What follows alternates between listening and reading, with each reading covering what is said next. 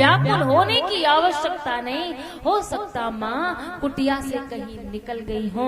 आज राम जी भैया लक्ष्मण जी माँ जानकी को खोजते खोजते जब चल दिए, प्रभु तो इतने संलग्न हो गए, इतने व्याकुल हो गए, भूल गए, लता पत्ताओं से पूछने लगे, पेड़ पौधों से पूछने लगे, क्या तुमने मेरी सीता प्राण वल्लभा जानकी को देखा है? आज प्रभु को होश ही नहीं कि ये पक्षी भी बोलेंगे, कि ये पेड़ पौधे भी बोलेंगे। कहते हैं हे खग मृग हे मधुकर श्रेणी, हे खग मृग हे मधुकर श्रेणी, तुम देखी सीता मृग नैनी, तुम देखी सीता मृग नैनी, हे खग मृग हे मधुकर श्रेणी, तुम देखी सीता मृग नैनी, क्या तुमने मेरी प्राण वल्लभा सीता को देखा है? ऐसे बेहबल व्याकुल होकर राम जी पूछते हुए चले जा रहे थे। उसी समय आगे जाकर क्या देखते हैं राम जी? हरे भरे वन में मृगों का झुंड चल रहा था। हरे भरे वन में हिरणों का, मृगों का झुंड चल रहा था। और राम जी ने जैसे मृगों के झुंड को देखा तो क्रोध आ गया। राम जी ने कहा लक्ष्मण धनुष बाण उठाओ। लक्ष्मण जी ने कहा कहो भैया क्या हो गया? बोले ये मृग जितने दिखाई दे रहे हैं सबको मार दो, एक भी जीवित नहीं बचना चाहिए। लक्ष्मण जी ने कहा भैया इन मृगों का अपराध क्या है? इन मृगों का अपराध क्या है? राम जी ने कहा मृग के कारण ही मेरी प्राण वल्लभा सीता मुझे नहीं मिल रही है, कारण तो मृग ही था, इसलिए लक्ष्मण इन मृगों को मार दो। भैया राम जी की आज्ञा का उल्लंघन तो लक्ष्मण जी कर नहीं सकते। धनुष बाण लक्ष्मण जी ने जैसे ही उठाया, राम जी बड़े ही गौर से उन मृगों की ओर देख रहे थे। लक्ष्मण जी ने जैसे ही धनुष बाण उठाया, बोले फेरन सरासन को हिरन हिरन की पे, और चकिते चितौनी पे ससंखे सुख देने, व्याकुल विनीत ऐसे बोले लखन सो बैन। जिन मृगों को राम जी अभी मारना चाह रहे थे, अब जरा से क्षण भर में क्या हो गया? जो राम जी कह रहे लक्ष्मण रुक जाओ, एक भी मृग को मारना नहीं। बोले फेरन सरासन को हिरन हिरन की पे, चकित चितौनी पे ससंखे सुख देने, व्याकुल विनीत ऐसे बोले लखन सो बैन, व्याकुल विनीत ऐसे बोले लखन सो बैन, और मारो मत आके तो किशोरी कैसे नैन है, मारो मत आके तो किशोरी कैसे नैन है। जिसको भी दुश्मन समझ करके, शत्रु समझ करके राम जी मारना चाह रहे थे, अब उन्हीं में सीता जी का आभास होने लगा। मारो मत याके तो किशोरी कैसे नैन है, क्योंकि तुम देखी सीता मृग नैन।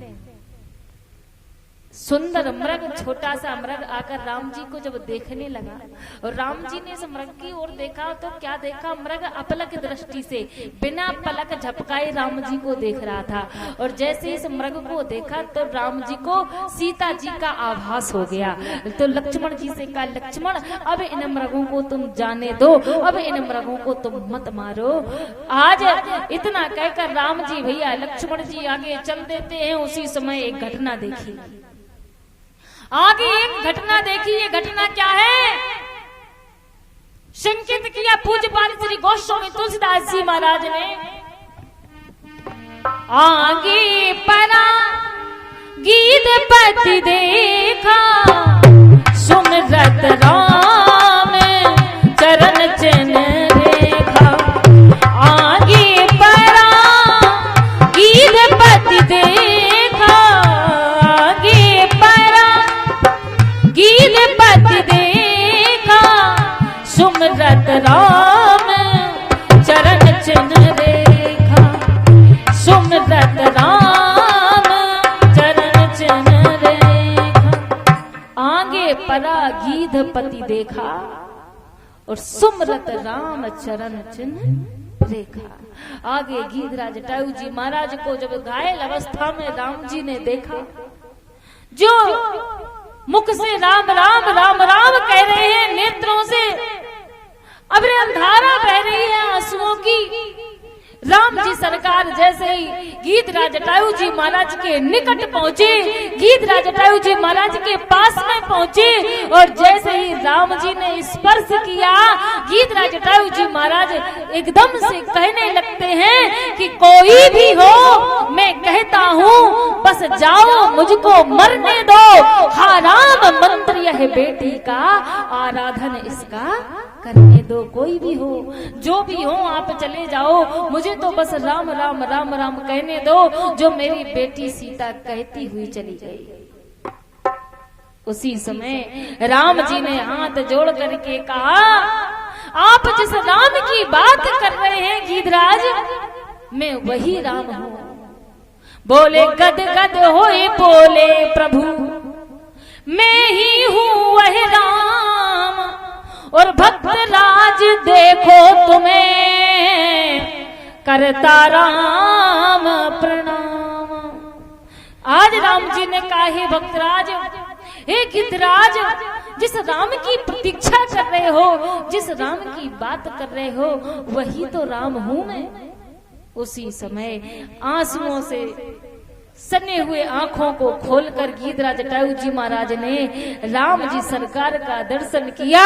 राम जी ने तत्काल ही गीधराज जटायु जी महाराज को उठा करके अपनी गोदी में बिठा दिया। ऐसा सौभाग्य संसार में किसी को प्राप्त नहीं हुआ जो सौभाग्य गीधराज जटायु जी महाराज को मिला। राम जी की गोद अंतिम समय में तो दशरथ जी महाराज को भी प्राप्त नहीं हुई, लेकिन यहाँ पर एक परोपकार करने वाले गीधराज जटायु जी महाराज को श्री राघवेंद्र सरकार की गोदी प्राप्त हो गई। राम कहा तन राखाऊं ताता। गीधराज जटायु जी महाराज ने राम जी का दर्शन किया, सारी सूचना दे दी, कहा मैं चलना चाहता हूँ। राम जी ने कहा अपने जीवन को रखो, अपने शरीर को रखो। राम कहा तन राखाऊं ताता। गीधराज जटायु जी महाराज ने कहा प्रभु क्या बात कर रहे हो, मैं अपने जीवन को क्यों रखूं, क्यों रखूं मैं अपने जीवन को। अरे जन्म जन्मांतरों तक संत मनीषी जन आपकी तपस्या करते हैं, आपका भजन करते हैं, पूरा जीवन निकल जाता है, आपका दर्शन नहीं होता। वही राम जी मुझे गोद में बिठाए हुए हैं और अपनी आंखों से आंसू बहा रहे हैं। ऐसा सौभाग्य भला मुझे और कब मिलेगा जो मैं अपना जीवन रखूं। गीधराज जटायु जी महाराज कहते हैं प्रभु मैं अज्ञानी नहीं हूँ, मैं जानता हूँ। गीधराज जटायु जी कहते हैं जनमे जनमे मुनि जतन कराई, जनमे जनमे मुनि जतन कराई।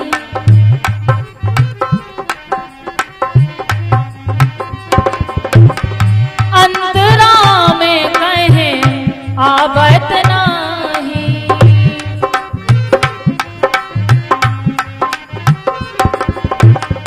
सो मन लोचन गोचर आगे, सो मन लोचन गोचर आगे। राखा दे है नाथ के खांगे, राखा दे है नाथ के खांगे। गीधराज जटायु जी महाराज ने कहा जन्म जन्मांतरों तक संत महात्मा आपका भजन करते हैं, आपका तप करते हैं कि राम जी मिल जाएं, लेकिन अंत राम कहे आवत नहीं। वही राम जी की गोद में बैठा हूं, सो मन लोचन गोचर आगे, तो राखाऊं देह नाथ कहे खांगे। क्यों रखूं मैं अपना जीवन। राम जी ने कहा तो ऐसा करो, कुछ इच्छा आपकी अधूरी रह गई हो तो जीवन रख लो। जटायु जी ने कहा मेरी तो कोई इच्छा अधूरी नहीं, आपका दर्शन हो गया, मुझे सब मिल गया। तो राम जी ने कहा तो फिर मेरी ये इच्छा पूरी कर दो, तो अपने प्राणों को रख लो।